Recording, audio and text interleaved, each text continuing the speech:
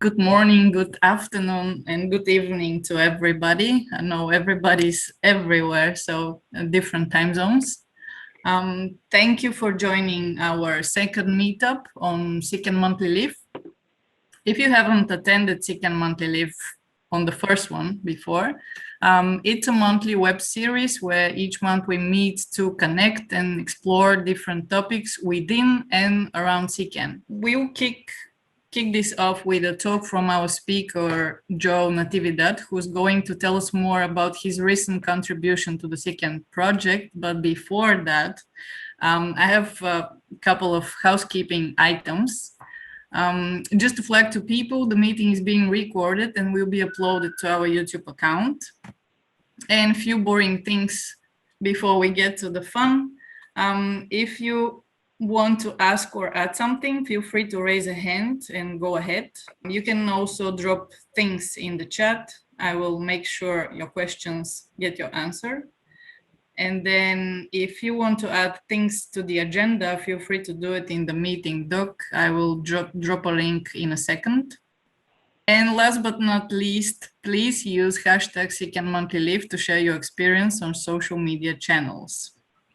With that being said, I think we can head over to our agenda. With that amount of people, I don't think we'll be able to have introductions from everybody because it will take too long. But what you can do is open the meeting document with the agenda and drop your name, affiliation, what brings you to CKAN, whatever you feel like. And also, if you have some suggestions for a topic, feel free to add. So I'll just drop the link now and over to Joel. Okay, Ioana, thank you. It's an honor once again to present the CKAN meetup. And I'm going to talk about the DataTables View. Maybe if I can share my screen. Just wanted to confirm you can see my screen. Yes. Yes. Great, great. So, this is about DataTables View, basically a resource view that Ian originally worked on that took some time to revamp last year, and I just want to talk about it. But first, maybe a little history about how it all got here. And it all started in Boston, basically. So back then, in 2015, the city of Boston was revamping its open data portal. It was one of the first pioneers, first large cities to have an open data portal. They were using a proprietary platform before, Tyler Soquara, and they wanted to move to an open source platform. Fortunately, they won the Knight News Challenge, so they got a grant from the Knight Foundation, and they partnered with Boston Public Library. So they were working with librarians to really, massage how to make the catalog more searchable. And that's how we got in, because, in my mind, they released the best request for information ever. I don't know if you've dealt with governments, and you have the procurement system, especially here in the U.S. You have to go through procurement, and it goes through certain protocols: RFI, request for information, RFP, request for proposal, and these are very long documents that takes a lot of time to respond to. And at the time, I was at a small civic tech startup called Ontodia. And when we saw this RFI, it was a 10-page PowerPoint. We said, oh, this is awesome. This is very forward-thinking. It's direct and to the point. And we worked with one of our partners back then, Asavia, another great civic tech firm based in Philly. And we responded to this RFI. Again, we tried to respond in kind, a small response, relatively speaking. In my mind, that's still one of the shortest RFI responses I ever did. And when we got the RFP in 2016, early 2016, we knew we had a good chance because, again, it was a short RFP to the point, and it echoed a lot of the things that we promoted in our RFI response. So we felt we had a great chance of getting the project.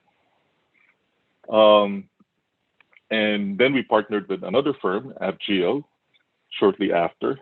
again, trying to come up with a succinct response. It became 91 pages, but actually 18 pages was really the meat of the response. And thankfully, this is one of the greatest things about 2016 is we got awarded the contract to do this project with the city of Boston. And a month later, the company I co-founded, Dojo, was acquired by OpenGov. And one of the things commitments we got from OpenGov during the negotiations was, we really believe in open source. And we said we want to make sure that all our contributions to CKAN are made back to as much as possible. We didn't want to have a fork of CKAN as much as possible. So if there's anything that we work on CKAN, we want to make sure we are in a position to give it back. And OpenGov agreed to those terms, and that's why we joined OpenGov. So going back to Boston, again, Boston is one of a big fan of city, even though I'm based here in Metro New York City. They made a lot of forward-thinking moves. They appointed their first chief digital officer. They made this partnership with Boston Public Library in 2015. And then in 2016, they also appointed their first chief data officer, Andrew, who we worked with closely in building the data portal. And at the same time, Lauren Lockwood, the first chief digital officer, one of the first things she did as digital officer was work with IDEO. If you follow industrial design, UI, UX type school of thought, IDEO is one of those leading agencies out there, identity management, and they really did a great job with the identity, the branding of CKAN, as you can see here, of Boston, I mean. So one of the things that we were told was we need to make sure that the branding of the new data portal is consistent with this image that IDEO developed, So talking about history, let's go back to 2012. So again, it's 2012. So one of the data view, the default data viewer in CKAN is based on Recline.js. And at the time of its announcement in 2012, it was really leading edge, one of those, the best ways to really quickly visualize tabular data on the web. I know when I saw this, it was really, a lot of people were really excited about it. But as you know, in computer time, 2012 is like eons ago, and it's starting to, show its age, especially with this modern replacements and like React and developments on the web. So when we were working with Boston, they were working with the local university, Emerson College, and they had a usability study because they were really focused on usability, and they identified some usability issues with the default data explorer, and I'll show you that later in the demo. And they wanted to address those usability issues. Fortunately, at the time, because of the commitments we extracted from OpenGov, we were working with some of the core, with Ian, one of the core committers. Ian, correct me if I'm wrong, you were using already DataTables in Canada, and we wanted to inform some of your work with our use cases, and we helped support the work. So in 2017, that was the initial DataTables View contribution was done by Ian. And it's been available since then, but it's not the default view. It's just an available resource viewer for tabular data. So 2020. So let's go back to 2020. So apart from, I've dated much worse guys than him. Much worse. I mean, at least he's famous. apart from what we went through in 2020. 2020 is also a big year for CKAN, right? So 2020 finally, after so many years of really investment and work by the core team, 2.9 was released. It's paving the way to really modern CKAN. It supports Python 3 with Python 2 support being end of life. We moved from pylons to Flash, and then there are other great innovations that were added to CKAN. Lots more. It's now more modern. Everything. It's really future ready, right? At the same time, in 2020, I was engaged with a client. There's a hedge fund that was interested in cataloging a lot of their data, and I started scratching itches because I managed to extract a commitment also from the client that we should deploy on CKAN 2.9 because it will make them future ready as well, right? So because they had a lot of these unique requirements about large data volumes, streaming data. They wanted to compile descriptive statistics. They wanted a faster way to bulk copy data, and they also wanted to improve the data explorer experience, and that's how we got to revamping the data. So just talking about data tables, like CKAN, it's a mature open source code base. It's widely used. It's been around since 2008. There's been constant updates, and also in 2020, some interesting plugins, extensions were released by DataTables for searching, SearchPanes and SearchBuilder. And I was keenly interested in actually using it when I started revamping the DataTables view. And there's so much more.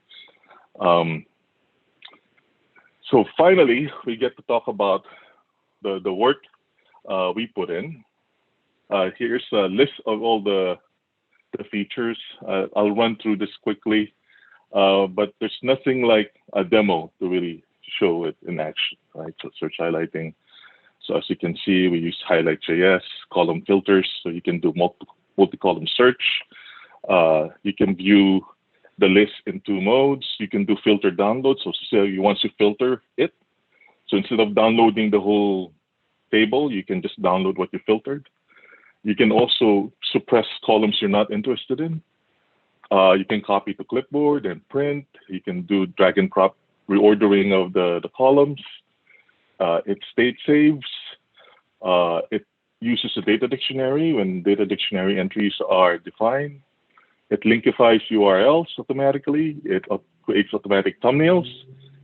If the column refers to a JPEG or any valid image available to a URL. And it also is internationalized and thus locale-aware date formatting. So with that, let me go through a quick demo. Let me switch over.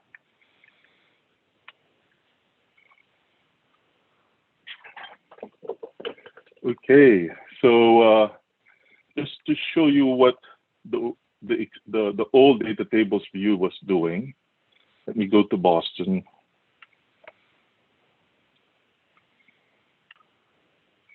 So here was the original DataTables view we did through Ian's work. It's really good. It's a great improvement in terms of user experience in the UI from the default recline-based viewer. It's spacing in terms of white space and all that, but it's still more of a viewer. So let me, just for reference, go to demo.ckan.org and go to a sample dataset using the existing recline viewer. So I referred to the usability challenges that Emerson College identified because they really put a premium on just regular citizens using the data. They said this is good, this is functional, but they wanted the ability to, this should occupy all the white space. It should be responsive, they pointed out. They also said, okay, the graph and the map, though they're useful, sometimes it confuses some people in how to use it, especially when they attempt to use the graph, because it's more of a trial and error type thing, and sometimes it doesn't. The graph it creates doesn't make sense. So it lacks some hand-holding from the from the system. And the map, it's only useful if you have latitude and longitude fields. I'm with the recline, you can even just say, suppress these things, but they were those were some of the issues. And also here, a lot of data was being truncated, and they wanted to print, they wanted the ability to cut and paste and all that other stuff. So we said, okay, let's leverage the work that Ian is doing in DataTables View and do some of these improvements. So we did, but by the time the whole pull request was merged, a lot of the other things that Boston wanted didn't make the cut and were dropped from what was finally merged into core CKAN. So when I wanted to revamp it, because the code base CKAN 2.9 has been modernized, I said, I want to bring back some of the things that were dropped, like clipboard copy and printing and all that. So let me show you what can be done now. Again, using Boston as an example. Let me clear this first. So here you can see some improvements. So maybe for this to make sense, let's look at the recline version of the same resource, right? So here, there's the ellipses because things are being truncated, for space purposes. The date format is, it's great for doing reports and everything. This ISO format is great, but sometimes people wanted the ability to something that's more user-friendly, to use an alternate format. And here, there's no ability to print. There's filtering, but you cannot filter the downloaded, the filtered version of the file. So let's do something here. So one of the headline features is search highlighting. So say I look for graffiti. Okay, so here's graffiti. As you can see, we make use of the data search API, and it really finds the full text search feature. It finds the graffiti. And also, as you can note here, the URL is automatically visualized as an image along with the built-in zooming, because it say, oh, this is a valid image. Let me try to put it in here. And let me actually do full screen so we can see it better. So now that we have that graffiti filter, another headline feature is the per column filter. Now we can do per column filtering. So now we're only looking at 2000 overdue graffiti.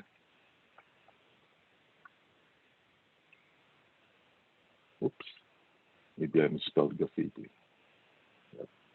1,872 overdue graffiti complaints, right? Along with the pictures, as you can see, it's pretty intelligent. It still does the global search as well. And then say I want to print this. Let's see if I can hide this.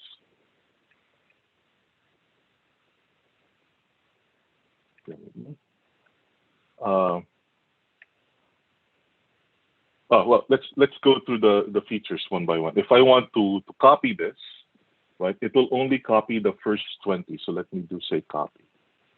It says it copies the first 20 rows to the clipboard. So if I go to say LibreOffice Calc, which is the open source equivalent of Excel, if I paste this, note it shows you, it copies what it says, the first 20, right? But it also gives a note here on top to make sure the user doesn't forget that this is a filtered copy, not the whole filter result set, along with the filter it use, the filters it use, right? Filter, case title, graph, and all that. And so that's copying. So then if I want to copy more, I can go to that page, because the thinking here is this is not just a viewer. This is something that maybe the citizen or the policymaker can use to quickly take actionable data, right? So I want to copy just this, I'm interested in. But if, say, that user wants to download all 1,872 entries, they can do the filter download and download it in any of these formats. Let's go with CSV.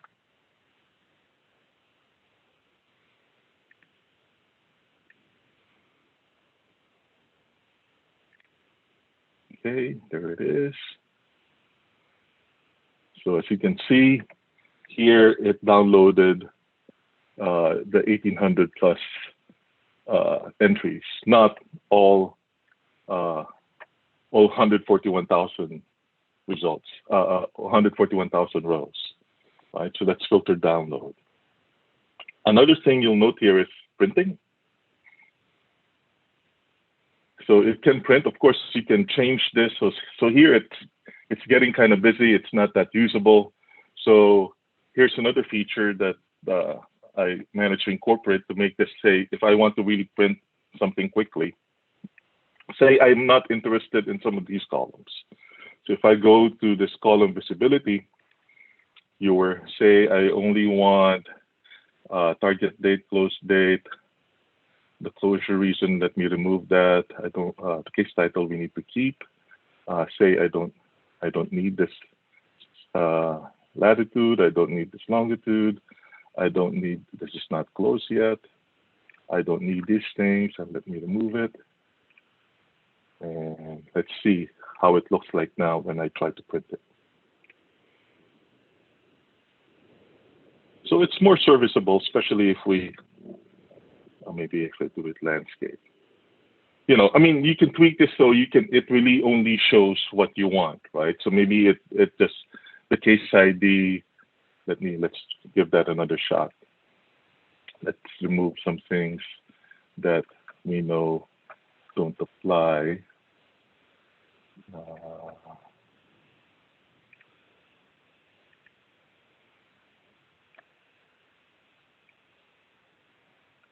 So if I try to print it, so see it now, it's a little bit more usable, right? So there are a lot of times people would just want to print things, to look at things and look at the ID. And the same goes true. So when I filter these columns, if I copy at the clipboard, if I go to LibreOffice again,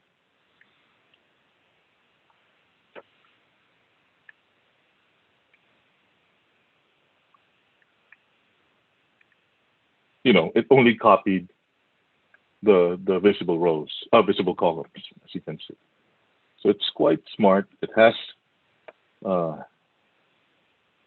go back, pagination, and all that good stuff. Another thing what I thought was useful was state saving. So say imagine I'm a citizen in Boston, and I browse away, and I was working on that filtered thing on Boston 311. So let me go back to that one. Note that as soon as I entered, it remembers the old settings that you were using. So you were on page 3, you had these 2 filters going, and you suppressed some of these columns. It remembered all that, even though you browse away from that view. I thought that was useful in terms of persisting that. You know, there's a way to clear that. As you can see here, this thing is in red, meaning there's a state that's being saved in the browser. Bear in mind, this is only saved in this specific browser. again, just for user experience and user convenience, that, okay, the default thinking is the user wants to retain this, in a reasonable amount of time. I think the state is lost after 2-3 hours, and that can be changed in the configuration. And then finally, say I did all these and I'm petitioning, say, my local representative, and I want to share, hey, there's a lot of graffiti in this specific neighborhood that's still overdue. What's being done about this? And I want, instead of telling them, it's on the open data portal, what if I share this view, right? So here we create a deep link. So if I go to another browser, just to show you it's a totally different session, and I copy that deep link, note that it basically saved the query, the filter, and it pulled in the data that satisfies that filter. So the DataTables view is not more than just a viewer. It becomes almost like an ad hoc report, a very simple ad hoc report viewer, right? That you can use, and this is independent of the persistence of the how long those persistent sessions are. So this is persistent, so if say Boston updates this with additional data, it closed some of these overdue items, it will only show at the time of viewing what satisfies the filter. So here's the ambition here is to make the DataTables view much more useful beyond just viewing data, beyond just exploring the data. So that's the quick demo. And let me just show you some other things that I'm currently working on and some plans. Right now, there's some a new functionality in data store search to do hybrid search, which is doing compound search using the global search here and the column filters. Right now, this is actually kind of cheating, because this is actually not doing the compound search. Right now, only the column filters are being enforced. This so happens to intersect with the result set. But there's some fixes right now for the data source search to do through hybrid search, and that's being worked on right now. DataTables was recently upgraded, so I want to upgrade to the latest DataTables version. And these are some of the pending things that I really want to get work on, and maybe the community can let me know if this is something they're interested in. This is SearchBuilder and SearchPane integration. This is what actually started the work in the first place, just to give you a flavor of what SearchBuilder does.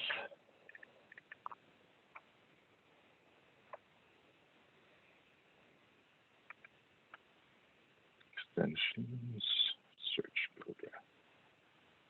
So SearchBuilder basically allows you to,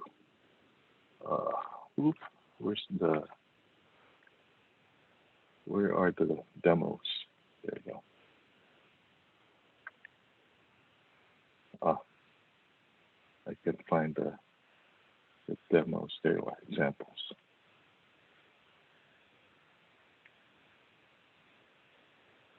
So SearchBuilder basically allows you to do something like this, like say name starts with a, and then add condition. You get the idea. It becomes more friendly way of filtering the data. Right now with the multi-column filters, maybe it's not as useful, but the multi-column filters just do straight full text search. It doesn't allow you to do conditions of equals, not equals, empty, and all that stuff. So this is something I want to do. Another thing that perhaps it's an alternate way of searching that we can leverage from this open source library is, let's do this basic example. This SearchPane. So maybe for narrow tables, you can do something like, show me all accountants from New York quickly. So, right now there's none. So it even tells you, some of the available combinations, So this is something that, so say London, all the developers, there's one. It's a quick way of doing, again, putting a premium on user experience, but this only works for narrow and small tables. So that's something that I'm planning on integrating. And then another thing that is something we're looking to do is in-place editing. So another great thing that DataTables, the developers do, is they have this editor capability where you can do CRUD type editing with data, right? So if you can edit in place. So he's not a content, he's a paper pusher. Something like that. So again, because of the, when you're doing in-place editing, this has always been a thing that when we deploy open data portals in the past, a lot of people were requesting, but it needs to be integrated with activity stream, so you have a full audit trail of what the changes, especially now that activity stream has been improved with diffing. So maybe that's something that we're looking to do. But again, that's a big effort. So looking to see if that's something that we can prioritize. Anyway, that's it. Thank you. Sorry, it took a bit longer than I planned, but let's open it for questions. If you have any comments, questions, anything. Yeah, thank you for this presentation. It was fantastic. Yeah, there are several questions in the chat.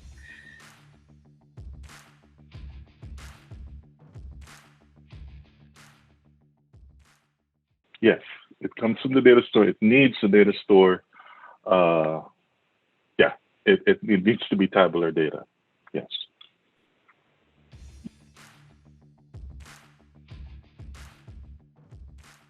Basically in core CKAN as one of the core extensions. So it's not something you have to install separately. It's open source. So yep, if you can install it without any license commitments. With that said, though, one thing that now that I mentioned in-place editing, even though DataTables is open source, their editor plugin is not. It is, but they ask for some licensing. So that's one thing that we'll have to think about if we're going to take advantage of this editor functionality. Yep.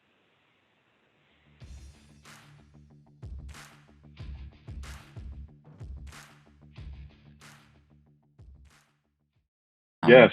So actually, as I mentioned last year, well, we have that great year in 2020. We were doing some consulting with this hedge fund, and you can imagine they have a lot of data, and the whole effort was cataloging all the data that they had access to across the enterprise. May it be in Postgres, may it be sitting in SharePoint, may it be in a file network share. They just wanted to catalog the metadata. So yes, that is basically, in my mind, CKAN's core strength, right? You don't need to push everything to the data store. You can just catalog the metadata and point, if the data is too large or it's not tabular data, you can just catalog and point to it in CKAN, yes. And I think it's one of the core competencies of CKAN. All right, I don't see any other questions, but then if you still have questions, please raise a hand or put them in the chat. I hope I'm not missing anything. We usually do community announcements and sharing. So if anybody can share really quick, because I'm aware of time, we have like 10 minutes left, even less. So feel free to share. So let me take the opportunity, Ioana, while people collect their thoughts. Yeah, go ahead. I am keenly interested in use cases for DataTables. If people have things that they have in mind, as I keep working on it, especially SearchBuilder and SearchPane and the in-place editing. because these are non-trivial efforts if we're going to do it, and it would be good if we can incorporate those use cases, and if you can support the effort, that would be good. Yeah. All right, so I don't see any more questions, and I'm aware of time. So just to, as a closing, just to say that if you'd like to present on CKAN Monthly Leaf, you can email me, or you can put your suggestions in the Google Doc with a way to contact. Basically, we are curating people who could share in the future different things on these calls, so we are open to talk about different stuff. We are also interested in suggestions and feedback of how we can improve the experience with CKAN. So any feedback is really welcome and appreciated, even feedback on this session. Also, in the meeting doc, you can find ways to get involved with CKAN, or if you need help with CKAN, how you can connect with us. On our website, CKAN.org, there is a support page, community support section, and there you can find all the links that you need. Right. Yeah, if somebody wants to add something, please feel free to do it. Right. Well, we are waiting. I mean, we have 4 minutes. I just might as well. I forgot to demo some features. Cool. If you don't mind, Joanna, if I can just quickly demo them. Please go ahead. Yeah. So one other thing, because if you're sharing this data table view, if you want some reference data from where the data was from, the idea here is, say you want to embed this on a web page of a local representative or a local district, or a third-party page. You're you know, an activist or a contractor, and you want to embed this. That's why we have this link here, so it links back. It shows you the sort. Another feature of DataTables View that is quite useful is the ability to do multi-column sort. So if I sort by date, I can then sort by case title and date. See, it's compound. It's compound sort. It's compound. It's saved. It does multi-column sort, which the client didn't do. Another thing that maybe or might be of interest to you guys that I didn't mention is, again, usability was the focus. So if you have an entry in the data dictionary, like here, you can see the original title of this column is case inquiry ID. But I define a label for it and a description for that column. Note that the DataTables View uses that alternate label. And then if you click on this information thing, it gives you some hint in the tooltip what the description is, as well as the data type. And then finally, because CKAN is used all over the world, one great thing about the DataTables project was it's internationalized. So if you go to apply a different language, note that it's internationalized as well, even the date format. So yes, I forgot to mention all that.